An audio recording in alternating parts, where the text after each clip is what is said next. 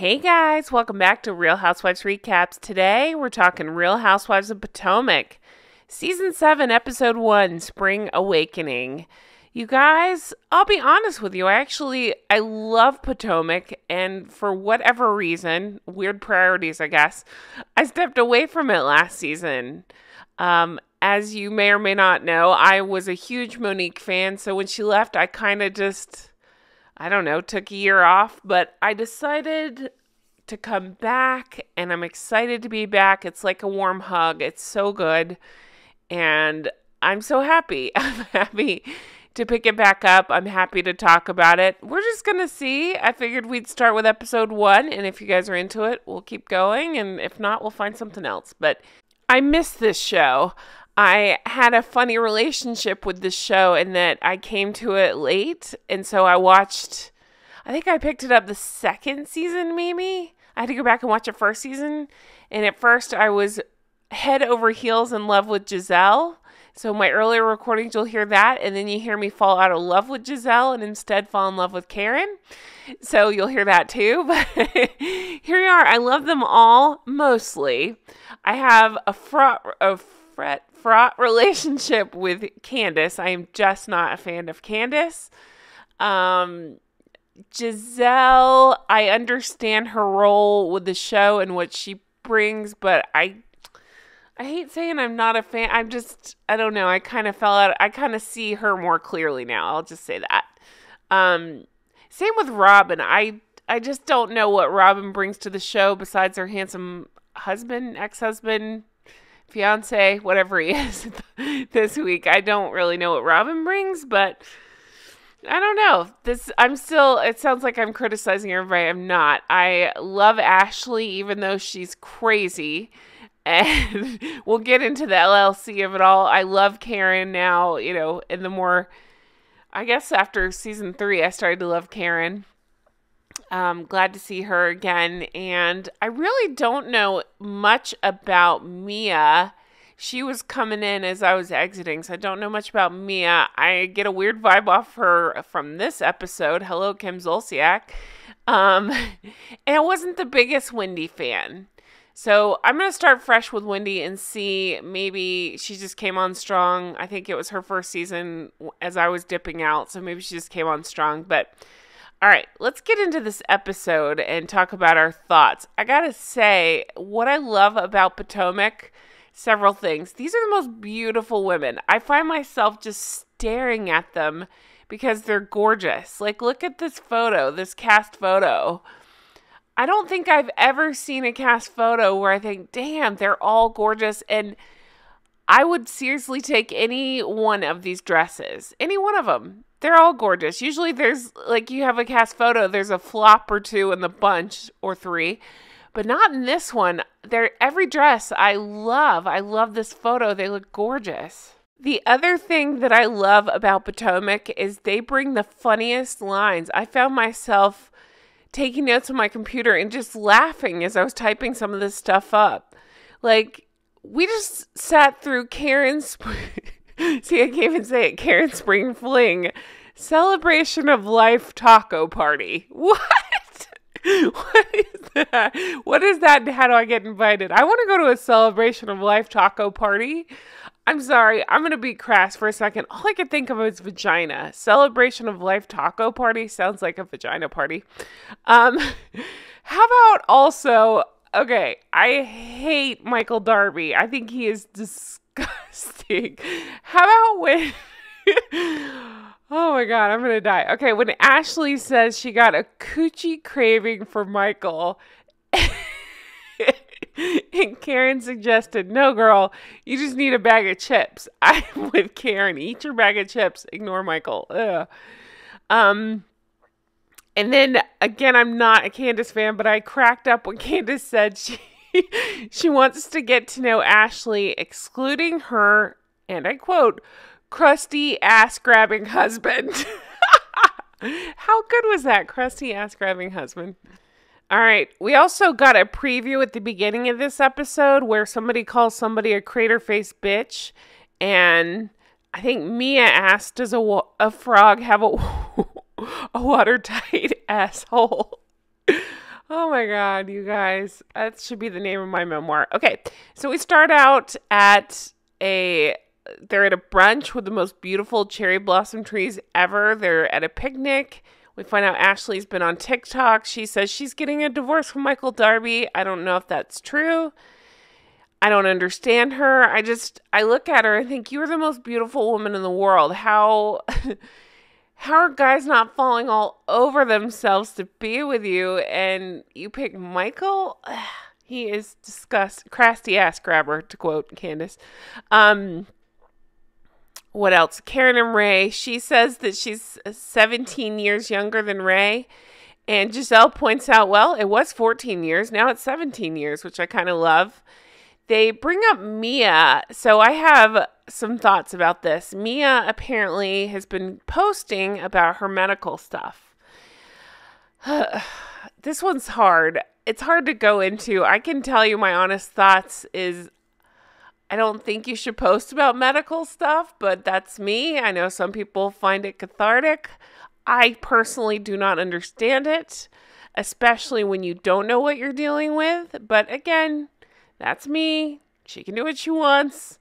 If she was in my feed, I would be sympathetic and wish her well, and then I would probably mute her because I can't hear that shit. I don't know. Unless you know what you're dealing with, I just don't know that you should be posting about it. I actually am agreeing with Gizelle, even though Giselle's delivery sucks, when she says it seems like you're just being thirsty, basically. They turn to Ashley and the divorce. Ashley supposedly gave up drinking, although she talks about drinking later in the episode, so we'll see. She says that she and Michael are no longer sexually compatible, to which I say, don't talk about Michael and sex. They're buying a house in an LLC, so both of them are on it. That's a terrible idea. Everybody is trying to tell Ashley, no, girl, don't do it. And Ashley, I don't know. She just hears what she wants to hear. I kind of agree with Gizelle. I don't know that I believe that she and Michael are actually done because that makes no sense. All right.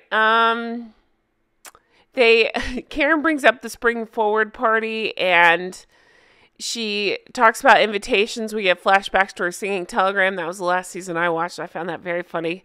We get Candiace and Chris freezing embryos. I just can't with Candiace. I was willing to start fresh, but then she starts being awful and I can't. I am curious to see. They had a flash of what's to come. I want to see her and Ashley try to be friends. It might be kind of funny. I don't know how you come back from all the things they've said to each other, but she and Chris look like they're having a rocky time. He's the general manager of a restaurant working till 1 a.m. She's not into his schedule at all. We go to Robyn and Charrisse. I think I remember Charrisse. She's been in and out of the episodes. I just don't know. Is she I should look this up. Is she a cast member this season? Is she like a friend of? Turns out that Gizelle actually met Robyn because of Charrisse. Charisse's ex apparently was a coach for the team that Juan got drafted to. Robyn, she still has the same storyline about will she, won't she with Juan. Now she's the breadwinner. Should she make him sign a prenup? I don't know that I believe any of that storyline either, truthfully. Moving on, Mia and Gordon, they got this rental house. They're down the street from Karen. I love that the editors put, P.S., can we move on from these stupid gloved outfits? I hate them. Thanks. I had one of you, Kathleen, you made me laugh so hard, put in the comments, how do you have the bathroom in that? That's a great question. How do you? Ugh. Okay, sorry. Anyway, Mia spent $65,000 fixing up a rental house to her standards. Okay. I was going into the editors are still funny about Karen. They pointed out that Karen's house is a rental too. That was an ongoing thing from when I used to watch.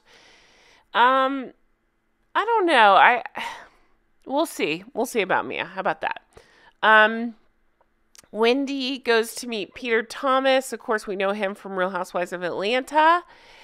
He's running Bar 1 and so I couldn't remember what exactly bugged me about Wendy. Wendy is one of those that complains about how busy she is. and it gets a little annoying. She did this before about, I'm a mom, I'm a professor, I do, talk shows, I do this, I do that. Great. Good for you. You can't make that storyline and then complain about it all season because it's boring as shit to watch, is my opinion. So what is she doing? Well, she decided to take on a restaurant endeavor too. Why? I've never taken on a restaurant, but I hear they're pain in the ass. He goes over how much the investment would be and why it takes 2 years to even see a little bit of it back. And I say, no, girl, don't do it. Invest your money in something else. Don't do that. I don't quite understand her vision either. She saw it as a place for authors to meet and also to have kids there. Peter had a funny line where he said, people are not trying to be around kids when they're getting effed up. Totally agree with that. Her husband, Eddie, is not into the idea at all. I say, listen, Eddie. Okay. Ashley. Oh, we go to Gizelle's. We're seeing around her house. I guess it's done. I don't know if that's her storyline. It's still being worked on. Who knows? Gizelle baffles me still. This is a side note because she's so gorgeous. She's so gorgeous. It blows my mind to look at her, but I still hate her fashion sense. What is this look right here in this confessional? I hate the chunky highlights. It does nothing for her, and she's so beautiful. It's actually hard to say that. Oh gosh, what else? Gizelle gets her invitation to Karen's, tacos and tequila, spring kickoff. Apparently the invitation says no fits, no fights, no feuds, no egos, amigos. Oh my God, I love it. Okay, so we go on to the spring celebration of life taco party. We see all the friends there. Again, Gizelle, you're so beautiful. What the hell are you wearing? I just don't understand it. I don't hate the print. I don't think it belongs on a, I don't know, jumpsuit, whatever you call this. I'm 1,000. But seriously, I don't understand. I think it's too much of that pattern. I actually love this blue on Karen. I thought she looked really pretty. I don't know what Ashley's wearing here. It's like a bikini top tied around some pants. But still, Ashley's so beautiful. I don't know what to do with myself when I look at her face. I'm jealous. I think she's just gorgeous. Candiace comes in again. I'm just over Candiace. Like, I'm tiny. I'm in pageants. Look at me. Yay. It's just a little much. I might try to have a baby. Every time I say this, I'm going to say it again in case you're new here. I always think, again, I'm dating myself. I sound like I'm 1,000. Okay, walk with me for a second. The 80s movie Overboard. Do you remember that with Goldie Hawn, Kurt Russell? If you don't know what I'm talking about, it's a great movie. I think they remade it. Don't watch the remake. Watch the original. And she was a spoiled brat. And her mom would actually say to her in the movie, because she said, so-and-so wants a baby. And her mom says, honey, if you have a baby, then you won't be the baby. I say that perfectly applies to Candiace. Of course she doesn't want to have a baby because if she has the baby, she won't be the baby. That's how the mom said it. That's why I'm saying it like that. Let's see, what else? Candiace was excited to hear the news about Ashley and says if they're getting divorced, I will throw the divorce party. So if you know, if you know, you know, like they've had a contentious relationship, Candiace and Ashley, throughout the whole series. Candiace has said some pretty horrible things to her, and yeah, I just can't wrap my head around the idea of these two getting along, but we'll see. Wendy and Eddie arrive, tries to hug Gizelle, and Gizelle's like, nope, no hugs, no touching, I'm good. Me and Gordon arrive, and Gizelle wastes no time to say, this is what cancer looks like, no cancer looks like. And did you talk to her about her social media? So I alluded to it before. All I can think of is Kim Zolciak. And again, if you don't know what I'm talking about, let me fill you in.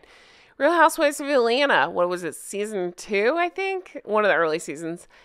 She was crying at the reunion. And she'd been talking about all season, this cancer thing. And at the reunion, Andy asks her about it. Like, so you do have cancer then? And she says, well, no, I don't. But I thought I did. And it's just like, what? What are we doing? What are we doing here?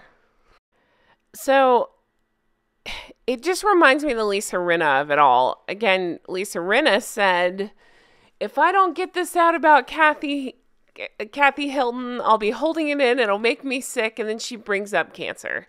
And I had so many of you in my comments saying, you're recovering from it, in the middle of fighting it, serious health things. So it makes you sick, as it does me too, for somebody to bring this up. So if Mia, and I don't know yet, if Mia is not actually fighting cancer, then I'm with you. That's disgusting for her to bring it up. I believe that she had a health scare, but they sure are making it sound like it's not what she's saying it is. But we'll see what happens there. So it ends off with a to be continued where, by the way, Robyn showed up late. That's kind of an ongoing thing with Robyn. She walks up in the middle. And Gizelle is telling Mia, it looks like you needed some attention. And Mia's like, no, I'm using my platform for a purpose. And then she does bring up lymphoma, but again, to me, it seemed vague, like it was a possibility that she had it, not that she truly had it. She says it's basically, it's been hell for her, and for Gizelle to say that she was doing it for attention, well then F her. So that's how the episode ends. We'll see what happens there. I'm just not sure on Mia yet. We'll see.